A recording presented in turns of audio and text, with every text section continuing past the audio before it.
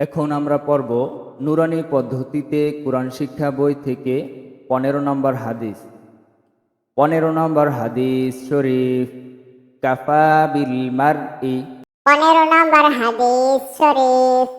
কাফা বিল মারই কাযিবান I ইউহাদ্দিসা কাযিবান I ইউহাদ্দিসা বিকুল্লি মা সামি'a। বিকুল্লি মা সামি'a। অর্থ যাহা শোনে তাহাই বলিতে থাকা।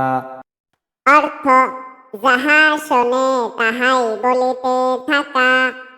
কোন ব্যক্তির মিথ্যাবাদী হওয়ার জন্য কোন ব্যক্তির মিথ্যাবাদী হওয়ার জন্য ইহাই যথেষ্ট। ইহাই যথেষ্ট। 15 নম্বর হাদিস শরীফ। কাফা বিল মারই কাযিবান আই ইউহাদ্দিসা বিকুল্লি মা সামি'a। 15 নম্বর হাদিস শরীফ। কাফা বিল মারই কাযিবান আই ইউহাদ্দিসা বিকুল্লি মা সামি'a। অর্থ যাহা শুনে তাহাই বলিতে থাকা। কোন ব্যক্তির মিথ্যাবাদী হওয়ার জন্য ইহাই যথেষ্ট। অর্থ যাহা শুনে তাহাই বলিতে থাকা। কোন ব্যক্তির মিথ্যাবাদী হওয়ার জন্য ইহাই যথেষ্ট।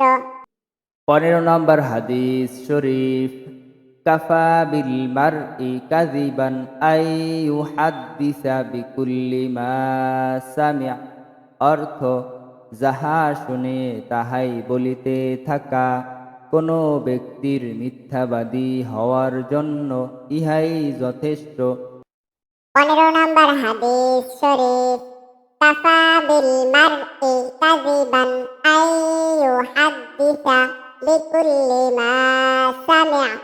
অর্থ যাহা শুনে তাহাই বলিতে থাকা। কোন ব্যক্তির মিথ্যাবাদী হওয়ার জন্য ইহাই যথেষ্ট।